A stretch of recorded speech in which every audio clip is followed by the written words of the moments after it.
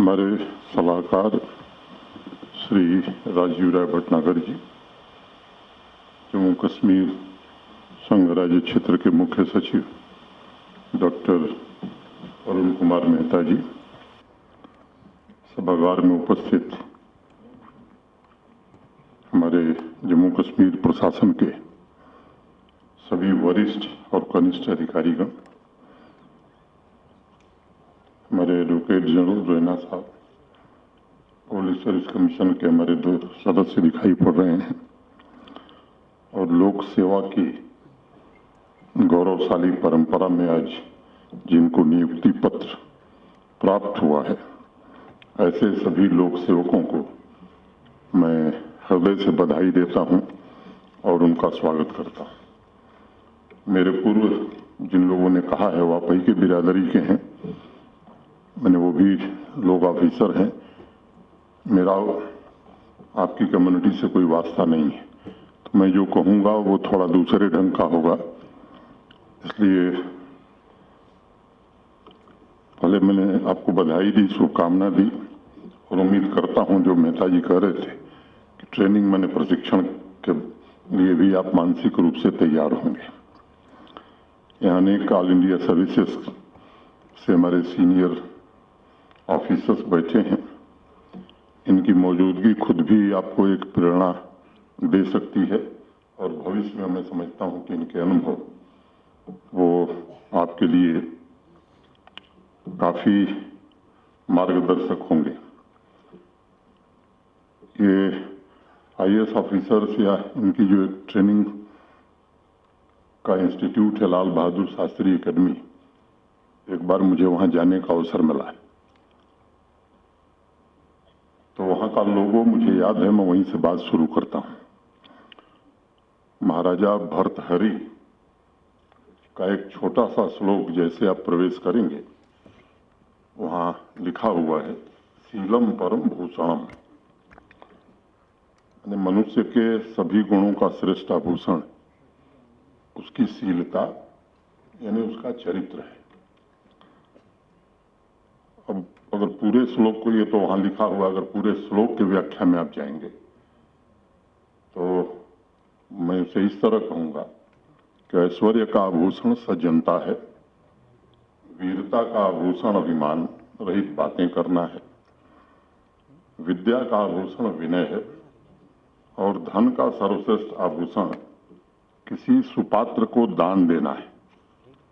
तप का जो आभूषण है वो क्रोधहीनता है, समर्थ का आभूषण क्षमा है और धर्म का आभूषण पाखंड और दिखावे से दूर रहना है। लेकिन इन सब गुणों का श्रेष्ठ आभूषण शील है, यानी जो इंसान चरित्रवान है, अच्छे स्वभाव वाला है, वही सर्वश्रेष्ठ व्यक्ति है। अब आपको तय करना है कि आप किस दिशा में जाना चाहते हैं। मैं उम्मीद करता हूं ईश्वर आप सबको शक्ति देगा इसी रास्ते पर चलने के लिए। किसी भी व्यक्ति के कुशल प्रोफेशनल होने से पहले मुझे लगता है कि चरित्रवान इंसान बनना ये ज्यादा महत्वपूर्ण होता है और सेवा तभी हो सकती है जब संवेदनशीलता के साथ हम दूसरे के बारे में सोचें, उनके दर्द, उनकी पीड़ा को महसूस करें, जो वस्तु स्थिति या मैं कहूं यथा स्थिति है उसको बदलने के लिए तत्पर रहे। हमारे संस्कारों ने, मूल्यों ने, आदर्शों ने या आपके सीनियर्स ने, एकेडमी के ट्रेनर्स ने ये गुण देश के लोक सेवकों में भरा है। लगभग 75 वर्षों की यात्रा हो गई है लोक सेवकों की, समर्पित भाव से देश के लिए, समाज के लिए और उसकी उन्नति के लिए अनेक लोगों ने अपने कर्तव्यों का सर्वोत्कृष्ट उदाहरण प्रस्तुत किया है। मुझे विश्वास है और मैं माता वैष्णो देवी से प्रार्थना भी करता हूं कि आज इस सभागार में मौजूद जो यंग ऑफिसर्स की नई पौध सुशासन, संवेदनशील तथा गुणवत्ता आधारित लोक सेवा की परंपरा को आगे बढ़ाएगी, समानता और सामाजिक न्याय के दृष्टिकोण से विकास को गति देने में अपना योगदान देगी और राष्ट्रीय हितों की रक्षा को सर्वोपरि मानेंगे। लोक सेवकों की सबसे बड़ी जिम्मेदारी मैं मानता हूं कि भारत के संविधान की रक्षा करना ये सबसे बड़ी जिम्मेदारी है, और दूसरी जिम्मेदारी आम नागरिकों के हित में फैसला लेना। यहाँ जेकेएस, जेकेपीएस, जेके अकाउंट सर्विस के सभी 177 नवनियुक्त ऑफिसर्स राज्य सेवा आयोग से चुन करके आए हैं। मेहता जी ने कुछ बातों का जिक्र किया, उसमें एक बात का जिक्र वो भूल गए।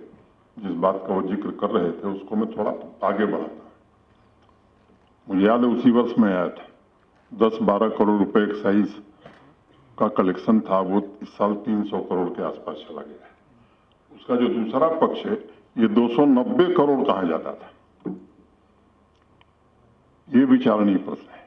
वो उन लोगों के पास जाता था जो 3-4 पीढ़ियों से शराब की दुकान चलाते थे, और तर्क वो देते थे कि साहब दुकान हम चला रहे थे, हमारा रोजगार छीन लिया आपने, और इसलिए हमने अपने बच्चे का डोनेशन देके मेडिकल में एडमिशन करा दिया। माननीय उच्च न्यायालय ने उस पूरी नीति को खारिज किया और जम्मू कश्मीर प्रशासन को निर्देश दिया कि ट्रांसपेरेंट नीति के तहत इसका ऑक्शन कीजिए। तो मैं समझता हूं कि न्यायालय के उस फैसले और उस समय के हमारे सीनियर ऑफिसर्स के हस्तक्षेप से वो कहां हम पहुंचे। दूसरी बात का जिक्र करना मुझे और आवश्यक लग रहा है कि पब्लिक सर्विस कमीशन ने जिस तरह से काम किया है, आप लोग 2021 बैच 2021 में आपने आवेदन किया था। मुझे लगता है कि आज देश में शायद कोई लोक सेवा आयोग हो जो रिक्ति भेजने के 24 घंटे के बाद विज्ञापन निकाल दे। आज देश में जम्मू कश्मीर का ही पब्लिक सर्विस कमीशन ऐसा है कि उनको रिक्तियां भेजी गई और 24 घंटे के भीतर अखबारों में विज्ञापन आ गया। आपका जो सिलेक्शन हुआ, लास्ट कैंडिडेट का इंटरव्यू हुआ, उसके 3 घंटे के अंदर रिजल्ट निकाल दिया गया। ये देश की ऐतिहासिक घटना है, ये साधारण घटना नहीं है, और इसलिए मैं उन लोगों को भी हृदय से बधाई देना चाहता हूं। ढेर सारे रिफॉर्म्स पब्लिक सर्विस कमीशन में किए गए, वक्त नहीं है कि मैं उनका जिक्र करूं। अभी वेटरनरी असिस्टेंट्स, सर्जन्स की नियुक्ति, और कहीं भी एक उंगली किसी ने नहीं उठाई। सिस्टम को इस तरह से ट्रांसपेरेंट किया है कि मैं गर्व के साथ कह सकता हूं कि इसी की जरूरत थी पब्लिक सर्विस कमीशन में, और उस लक्ष्य को प्राप्त करने में जम्मू कश्मीर प्रशासन को सफलता मिली है। जिम्मेदारियों की चर्चा करने से पहले राज्य सेवा आयोगों की पैतृक संस्था केंद्रीय लोक सेवा आयोग के बारे में थोड़ा चर्चा में करूंगा।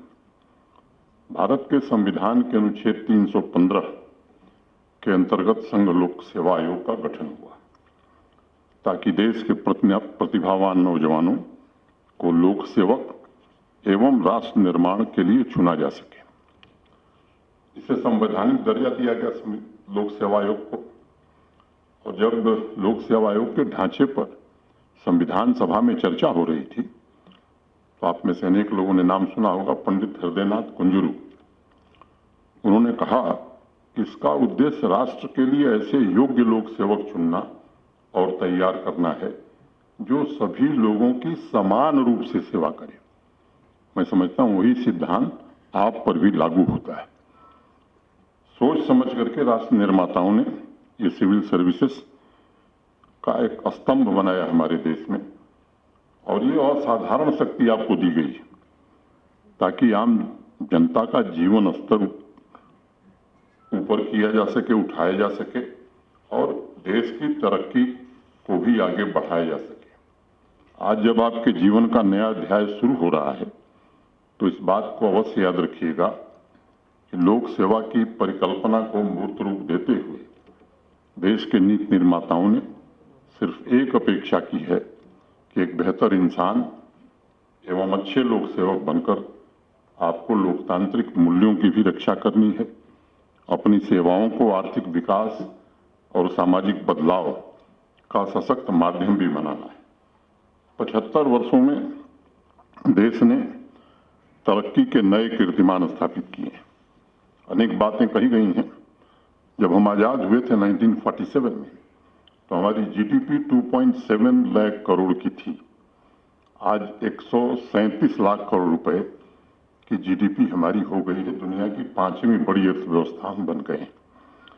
सामाजिक क्षेत्र में भी समय के साथ साथ व्यवस्थाओं में बड़ा बदलाव हुआ है।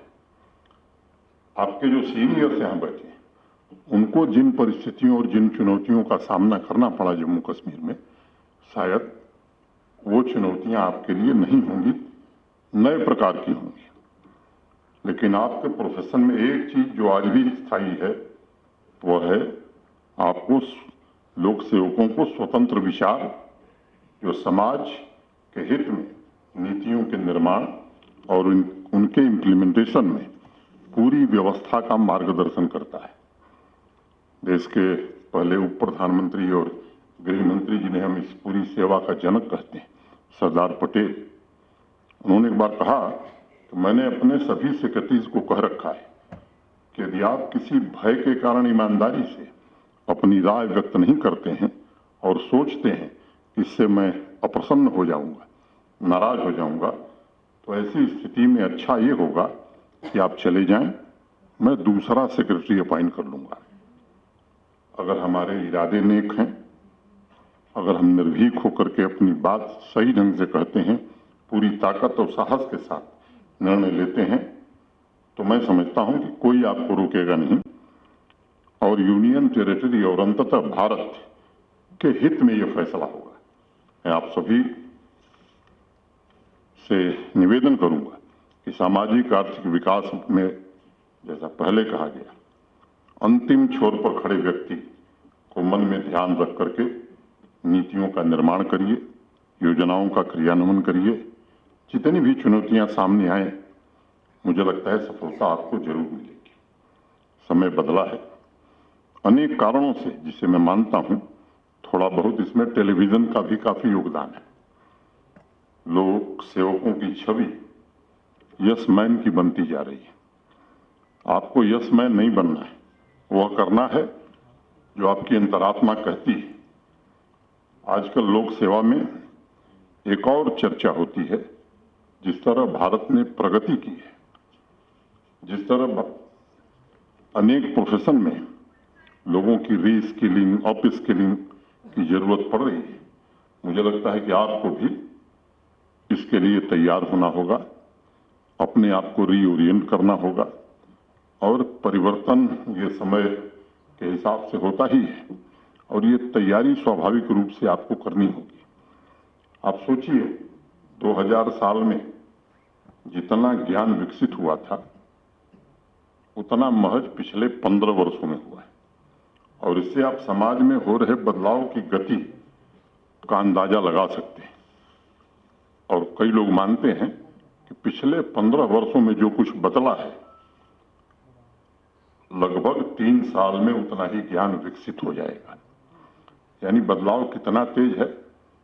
तकनीक, टेक्नोलॉजी ने जहां लाभ दिया है, वहीं चुनौतियां भी पैदा की हैं और इस बदलती हुई टेक्नोलॉजी के युग में कदम से कदम मिलाकर चलना, मैं समझता हूं ये एक बड़ी चुनौती है। जिन नीतियों पर आप काम कर रहे हैं, वो अगले साल तक पुरानी हो सकती हैं। नए सिरे से आपको सोचना पड़ सकता है। आजकल एक बड़ा शब्द प्रयोग होता है, आउट ऑफ फैशन। ये केवल कपड़ों तक अब सीमित नहीं रह गया है। सामाजिक व्यवस्था में पुरानी विधियां भी निरंतर आउट ऑफ फैशन हो रही हैं और ये तथ्य सिविल सर्विसेज तथा पुलिस सर्विसेज, मैंने सारी सर्विसेज के लिए भी उतनी ही प्रासंगिक है। अभी सोशल मीडिया पर एक दिन में एक जोक पढ़ रहा था, जोक देखा था। एक दुकानदार किसी फैशन शो से कपड़े खरीदकर तेजी से भाग रहा था। भागते हुए उससे उसके साथी ने पूछा कि इतनी जल्दी क्या है? तो उसने कहा कि पता नहीं ये डिजाइन कब पुरानी हो जाए, इसलिए भाग रहा हूं कि पुरानी हो इसके पहले समय रहते इसे बेच दूं। ये प्रगति है जो हर क्षेत्र में दिखाई पड़ रही है और इसलिए जब व्यवस्था में परिवर्तन होता है, तभी नए स्किल्स की जरूरत होती है। बहुत से विकसित देशों में तो 10 साल पहले ही एक स्टडी करके ये बात कही गई कि एडमिनिस्ट्रेशन में 40% से ज्यादा ऑफिसर्स की पोजीशन ऐसी है जो ऑटोमेटेड हो गई है। वहां ऑफिसर्स की आवश्यकता नहीं रह गई। उन्हें रेलिवेंट बने रहने के लिए कुछ नया सीखना होगा, देश एवं समाज को कुछ नया ऑफर करना होगा। और नए स्किल का मतलब ये कदापि नहीं है कि आपके अंदर कौशल की कमी है, नहीं, इसका अर्थ बिल्कुल ये नहीं, बल्कि नया स्किल आपको नए अवसर एडॉप्ट करने का एक स्वर्णिम अवसर देता है। आप इनोवेटिव तरीके से लोगों से संवाद स्थापित कर सकें, जनता के प्रति अपनी प्रतिबद्धता को और अच्छे तरीके से निभा सकें। आज हम वैश्विक नेतृत्व की दहलीज पर भी खड़े हैं, तो स्वाभाविक रूप से आम लोगों की अपेक्षाएं बढ़ी हैं। नागरिकों के गांव में जो नागरिक रह रहे हैं, उनके सपने भी पहले की तुलना में बड़े हो गए और प्रशासन से पूरी पारदर्शिता के साथ पब्लिक सेवाओं की उम्मीद अब लोग कर रहे हैं। 5 साल पहले जो मॉडल था पब्लिक सर्विस डिलीवरी का, वो पूरी तरह से बदल गया है। अधिकतर सेवाएं कैशलेस, पेपरलेस, फेसलेस हो गई हैं। तो आपको भी नए नए इनोवेशन रोज करना होगा। और मुझे लगता है कि कुछ सेवाएं ऐसी होंगी जिनके लिए वेरिफिकेशन में शायद 10 दिन का समय लगता था, अब 1 दिन में उस सेवा ही डिलीवर कर दी जा रही है। आने वाले समय में लोगों की उम्मीद बढ़ेगी कि अब 1 दिन नहीं, 1 घंटे में भी हमें डिलीवरी चाहिए। कुछ सेवाएं ऐसी हैं जिनके लिए अभी भी लोगों को दफ्तर जाना पड़ता है। अब आपको अगला जो काम यही करना है, मेहता जी कह रहे थे कंप्लीटली डिजिटल सोसाइटी हम बनाना चाहते हैं। तो मुझे लगता है कि ये काम आपके कंधों पर, ये नई जिम्मेदारी आने वाली है। अब सड़क, बिजली, नल से जल, स्कूल, अस्पताल, ये सारी सुविधाएं गांव तक पहुंच गई हैं। अब नई चुनौती आएगी, कार्बन न्यूट्रल गांव मनदीप कौर ने एक बना दिया है, तो लोग कहें बारीपल्ली के अलावा बाकी गांव भी कार्बन न्यूट्रल बनाए जाएं। तो इस तरह के अनेक चुनौतियां आने वाली हैं। अब लोग हर गांव में डिजिटल लाइब्रेरी चाहते हैं, बैंक का खाता खोलने की जरूरत नहीं है। अभी 21 तारीख को माननीय प्रधानमंत्री जी ने बारामूला ने अवार्ड हासिल किया है और बारामूला के सभी गांवों में समाज के विभिन्न वर्गों की सामाजिक सहभागिता द्वारा कैसे तरक्की हो, इसकी चुनौती थी। शहरों की जनसंख्या बढ़ रही है, साथ ही बेहतर सुविधाएं और नए रोजगार निर्मित करने की चुनौती, क्लाइमेट चेंज का असर आज विश्वव्यापी है। आपके सभी निर्णयों में विकास एवं पर्यावरण के संतुलन की भी चुनौती होगी, विकास और विरासत की भी चुनौती होगी। शासन के स्तर में सुधार के लिए, समावेशी सस्टेनेबल डेवलपमेंट के लिए आपको निरंतर इनोवेटिव तरीके ईजाद करने होंगे। चैट जीपीटी नहीं बताएगा ये काम, बल्कि नागरिकों से जब संवाद करेंगे तो मुझे लगता है वो ज्यादा बेहतर ढंग से बता पाएगा। फील्ड में पसीना बहाने से तरीके बेहतर समझ पाएंगे। एक बात और मैं कहूंगा कि 5 साल में मैं मानता हूं कि पूरी तरह से समाज जो है वो डेटा ड्रिवन हो जाएगा, डेटा ही ऑयल होगा। और नागरिकों के संवाद के अलावा डेटा एनालिसिस बड़ी सहायक हो सकती है नीति निर्माण में। पब्लिक वैसे ही फास्ट रिस्पांस की अपेक्षा आपसे रखती है जो प्राइवेट सेक्टर से लोगों को मिल रहा है। डिसीजन मेकिंग में उपयोगकर्ता, कंज्यूमर, नागरिक केंद्र में रहे, ये हमें ध्यान रखना होगा। नए विचारों में लगातार सुधार करना होगा। संवाद के जरिए नए आइडियाज का स्वागत करने के लिए तैयार रहना होगा। आज ये हकीकत है कि कोई भी डिपार्टमेंट या लोक सेवक साइलोज में काम करके कोई बढ़िया काम नहीं कर सकता है और भविष्य में भी विभिन्न विभागों एवं लोक सेवकों के बीच कोलैबोरेशन की आवश्यकता रहेगी। लक्ष्य, संसाधन और एक्शन, इन तीनों को बेहतर तरीके से अलाइन करने के लिए इनोवेशन कैपेबिलिटी होनी चाहिए। डेटा एनालिसिस द्वारा स्ट्रेटेजिक स्किल विकसित करने की क्षमता होनी चाहिए। पॉलिसी प्रॉब्लम को चिन्हित करने और उसका समाधान कैसे किया जाए, ये गुण आज से ही हम संकल्प लें। इतनी बड़ी परीक्षा हमने प्राप्त की, इतने बड़ी संख्या में हम चुन करके आए हैं, तो इन कामों को भी आने वाले दिनों में जवाबदेही पूर्वक हम करेंगे।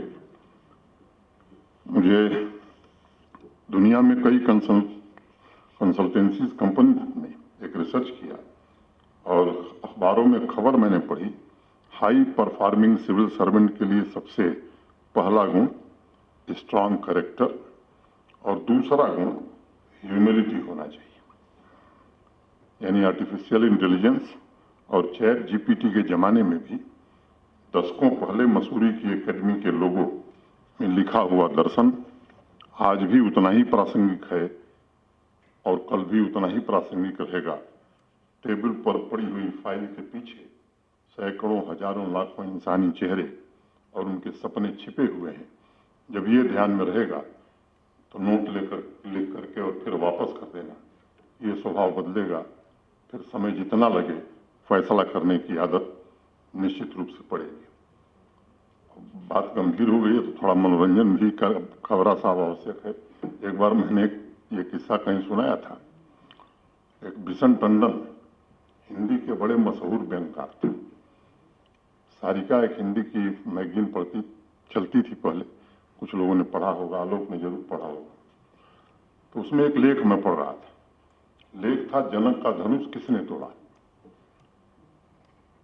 तो भारत सरकार बहुत चिंतित हुई कि भाई देश का विकास नहीं हो रहा है। सरकार ने एक आयोग बनाया, आयोग के एक अध्यक्ष बने, कुछ सदस्य बने। आयोग की बैठक हुई। बैठक में तय किया गया कि सबसे पहले सुदूर ग्रामीण अंचल के एक प्राइमरी विद्यालय में चलते हैं। अगर देश की प्राइमरी शिक्षा बदल गई तो देश विकसित हो जाएगा। तो अध्यक्ष जी गए सुदूर ग्रामीण अंचल के प्राइमरी पाठशाला में। मुझे लगता है जनवरी फरवरी का महीना था। तो गए तो जो वहां के हेडमास्टर प्रधानाध्यापक थे वो चारपाई पर लेटे हुए थे। ये गए, इन्होंने अपना परिचय कराया कि मैं ऐसे ऐसे सरकार ने आयोग बनाया, मैं उसका अध्यक्ष हूं और आपके विद्यालय में आया हूं निरीक्षण में मुआयना करने। प्रधानाध्यापक महोदय खड़े हुए ने कहा, साहब ये कक्षा 5 तक हमारा विद्यालय चलता है, पठन पाठन बहुत अच्छा है, अनुशासन भी बहुत उच्च कोटि का है। चलिए मैं आपको अपने विद्यालय की सबसे ऊंची कक्षा 5 में लेके चलता हूं। आयोग के अध्यक्ष जी और हेडमास्टर साहब दोनों लोग गए क्लास 5 में। जैसे ही प्रवेश किए, उस समय बेंच वेंच नहीं था, जमीन पर बैठे थे बच्चे, सब खड़े हो गए। और जब जो अध्यापक पढ़ा रहे थे उन्होंने कहा बैठ जाओ, तब सब बैठे। तो हेडमास्टर साहब ने कहा उनसे कि देखिए साहब, अनुशासन देख लिया आपने? कहा कि हाँ बहुत अच्छा है। तो उस समय सीता के विवाह का प्रसंग पढ़ाया जा रहा था। जो अध्यापक पढ़ा रहे थे कक्षा में, तो जो आयोग के अध्यक्ष थे उन्होंने एक बच्चे को खड़ा किया और पूछा, जनक का धनुष किसने तोड़ा? उसने कहा मैंने नहीं तोड़ा। फिर दूसरे से पूछा, किसने तोड़ा? तो उसने कहा कि मैंने नहीं तोड़ा। बारी बारी से सबने एक ही जवाब दिया कि जनक का धनुष मैंने नहीं तोड़ा। फिर जो टीचर पढ़ा रहे थे उनसे पूछा, तो उन्होंने कहा साहब मैं 11 साल से यहाँ पढ़ा रहा हूँ, यहाँ कोई जनक का धनुष नहीं था। तो हेडमास्टर साहब से पूछा, उन्होंने कहा साहब मैं 16 साल से यहाँ हेडमास्टर हूँ, 16 साल में मैंने कोई जनक का धनुष नहीं देखा। लेकिन आपको मैं बताता हूँ, मेरे पहले जो हेडमास्टर थे वो भी इसी गांव के रहने वाले। मैं उनको बुलाता हूँ, उनसे पूछता हूँ। किसी को भेजा गया, वो आए। उन्होंने कहा साहब मैं तो रिटायर हो गया, लेकिन मैं 30 साल सेवा किया, उस 30 साल में भी कोई जनक का धनुष नहीं था। तो अध्यक्ष जी को समझ में आ गया कि पठन पाठन कैसा है और अनुशासन कैसा है। वो वहां से चले। हेडमास्टर साहब बहुत परेशान थे, इस विद्यालय में जनक का धनुष नहीं है तो पढ़ाई कैसे होगी। तो उन्होंने कागज लिया, कलम लिया और जैसे यहाँ जोनल एजुकेशन अफसर हैं उत्तर प्रदेश बिहार में, वो बेसिक शिक्षा अधिकारी और डिस्ट्रिक्ट एजुकेशन अफसर इस तरह से होते। तो उसको उन्होंने लिखा, महोदय मेरे विद्यालय के जनक का धनुष खो गया है, इससे पठन पाठन में अत्यंत बाधा उत्पन्न हो रही है। अतः आपसे आग्रह है कि मेरे विद्यालय के लिए एक जनक का धनुष अविलंब उपलब्ध कराएं। अब वो जाना था बेसिक शिक्षा अधिकारी, मैंने जो डिस्ट्रिक्ट का सबसे बड़ा अधिकारी था प्राइमरी एजुकेशन का, बीच में भी कई रास्ते थे। सब डिप्टी इंस्पेक्टर, तो वो बेचारे दौरे पर ज़्यादा रहते थे, दफ्तर में कम बैठते थे। 10-15 दिन बाद दौरा करके आए, देखे तो पढ़ने की आदत नहीं थी। संस्तुति के साथ अग्रसराज, रिकमेंडेड एंड फॉरवर्डेड, वो तकिया कलाम था हर चीज पर लिखने का, उन्होंने लिख दिया। फिर वो घूमते घूमते बेसिक शिक्षा अधिकारी के पास पहुंचा। अंत में वो घूमते घामते पूरी प्रक्रिया सचिवालय पहुंच गया। मैंने वो लखनऊ का सचिवालय था, जम्मू का नहीं था, माफ करिएगा। तो पहुंच गया सचिवालय, प्रमुख सचिव शिक्षा के पास। वो बेचारे उसी दिन एक मीटिंग से आए थे और कुछ नए इंजीनियरिंग कॉलेज और मेडिकल कॉलेज का प्रस्ताव लेकर के गए थे। फाइनेंस सेक्रेटरी ने उसको माना नहीं, रिजेक्ट कर दिया था, बड़े दुखी थे। आए, जब ये प्रस्ताव देखा तो इनकी तो बाँछें खिल गई। चलिए अब अगली बार मीटिंग में फाइनेंस सेक्रेटरी कैसे हमारा प्रस्ताव रिजेक्ट करेंगे, हम देखते हैं। तो उन्होंने बड़ी तैयारी की। डीजीपी के पास गए, कहे साहब एक बैठक बुलाई जाए, तो बाकायदे बैठक हुई। होम सेक्रेटरी, डीजीपी गोयल साहब, दिलबाग सिंह, सब लोग बैठे और उसमें तय हुआ। तो डीजीपी ने कहा कि साहब ये तो ठीक है, लेकिन जिन विद्यालयों में जनक का धनुष है उससे हिंसा भड़क सकती है, सभी थाने को निर्देश दिया जाए। तो पूरे प्रदेश के थानों को निर्देश दे दिया गया कि जहां जहां जनक का धनुष है सुरक्षित स्थान पर रखा जाए, हिंसा न भड़के, और जिन विद्यालयों में नहीं है उनका बनाया जाए। यहाँ भी जैसे डीपीआर जहां जाइए डीपीआर बना के भेज दिया है, तो बनाई जाए। करते करते फिर उसी प्रक्रिया में घूमते घामते वो पहुंच गया सचिवालय। सचिवालय पहुंचा तो इस बार तो प्रमुख सचिव शिक्षा पूरी तरह से कॉन्फिडेंट थे कि इस बार क्या करेंगे मेहता जी, इस बार तो देना ही पड़ेगा। पहुंच गए मीटिंग में पहुंचे तो देखा होगा, नहीं बहुत बढ़िया, बड़ी मेहनत की आपने, लेकिन इस वित्तीय वर्ष में जरा मुश्किल है, अगले वित्तीय वर्ष में विचार करेंगे। तो ये जो प्रक्रिया चल रही है इसमें काफी कुछ बदला है। मुझे लगता है कि इस प्रक्रिया को बदलने में जो नए हमारे ऑफिसर्स आए उनसे मैं निवेदन करूंगा, इस प्रक्रिया को किस तरह से हम, ये प्रतीक के तौर पर एक व्यंग्यात्मक लेख था किसी साहित्यकार का, लेकिन अगर आप अपने जीवन में देखेंगे या जमीनी हकीकत पर देखेंगे तो चीजें बहुत कुछ इससे मिलती जुलती आपको बहुत जगह मिल सकती हैं। इसलिए मेरा अनुरोध होगा कि ऐसी स्थिति न पैदा हो। आप नौजवान हैं, यंग हैं, पूरे जम्मू कश्मीर का, देश का भविष्य आपके कंधों पर आने वाला है। मैं इतनी बात कहता हूँ, लेकिन ये अपना अतीत, अपनी विरासत और अपनी जड़ें, इन चीजों से हम बराबर जो जुड़ा रहेगा, मैं समझता हूं कि भविष्य पर पेड़ लगा हुआ फल अच्छा तभी होगा जब पेड़ की जड़ मजबूत होगी। नींव और भविष्य की बिल्डिंग, नींव मजबूत होगी तो जितना अच्छा भवन बना लें, चाहे शिखर पर स्वर्ण लगा लें, नींव मजबूत रखना ये बड़ा आवश्यक है। बिना अतीत के अनुभव के भविष्य संभव नहीं है और बिना भविष्य के भी अतीत का कोई मूल्य नहीं है। इन दोनों में संतुलन बना के चलना। सूचनाओं का जो भंडार आपके वरिष्ठ अधिकारियों के पास है वो आपका मार्ग प्रशस्त करेगी। हमारे पुलिस के भी 68 यंग ऑफिसर्स ज्वाइन किए हैं। आपकी चुनौतियां दूसरे तरह की, आज समय नहीं है कि मैं उस पर चर्चा करूं, लेकिन मुझे 2.25 साल हो गया, अब मैं पुलिसिंग भी जान गया अपनी समझ के हिसाब से। स्वाइन साहब कहते हैं कब आप सीखे, मुकेश जी भी कहते हैं, अनेक लोग कहते हैं, लेकिन कोशिश करते करते एक अनुभवहीन आदमी चीजों को मैं जानता नहीं तो कम से कम समझने लगा। तो मुझे लगता है कि आप तो नौजवान हैं, इतनी मेहनत से आपने पढ़ाई की है तो आप बहुत अच्छा कर सकते हैं। पुलिस एकेडमी में जो ट्रेनिंग होगी, अब मुझे याद है एक बार मैं इंजीनियरिंग की पढ़ाई कर रहा था तो उस समय पढ़ते वक्त जाना पड़ता था ट्रेनिंग के लिए। मैं चंडीगढ़ गया, चंडीगढ़ कंस्ट्रक्शन कारपोरेशन में, तो वहाँ बड़ी ड्यूटी करनी पड़ती। सुबह जाता था, नया नया हॉट मिक्स प्लांट आया था, वो हम लोगों के लिए नई चीज़ थी, तो सुबह जाना पड़ता था, बैठना पड़ता था, देखना पड़ता था। पूरी गर्मी की छुट्टी बर्बाद हो गई। तो अगले साल मैंने जुगाड़ किया। बिहार में कहीं से दूर से मेरे परिचित थे चीफ इंजीनियर इरिगेशन के, तो मैंने उनको किसी के माध्यम से पकड़ा और मैं इसलिए गया कि जाऊंगा, ट्रेनिंग व्रेनिंग क्या करूंगा, एक आध दिन हाजिरी दे के फिर वापस आ जाऊंगा और सर्टिफिकेट ले लूंगा। वहां मुझे और परेशानी हो गई। उन्होंने वहां के सुपरिंटेंडेंट इंजीनियर कहा ये घर का बच्चा है, यहीं जंगल में था, वो डैम बन रहा था, तो इसको देखना और अच्छे से ट्रेनिंग कराना। तो वहाँ खाने का भी इंतजाम नहीं था। मैं सुबह जाता था और वो ऐसा खूबसूरत आदमी था कि 4 बजे के पहले मुझे आने नहीं देता। लेकिन उससे मुझे बाद में अनुभव हुआ कि जो मैं करना चाहता था वो मेरे हित में नहीं था। उससे मुझे थोड़ी बातें डैम इंजीनियरिंग समझ में आ सकी।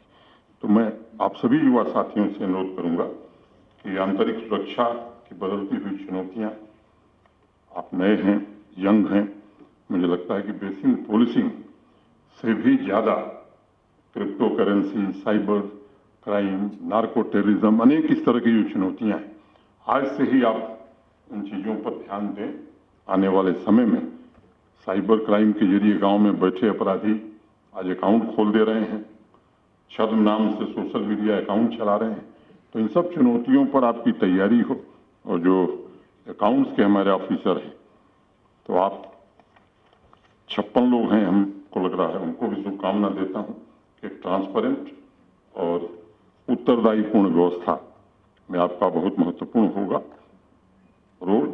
जम्मू कश्मीर का आकांक्षी समाज आपसे यह अपेक्षा करता है, उसके लिए जो पैसा आया है वह कितना सही तरीके से खर्च किया गया, ये उम्मीद उस आदमी की है।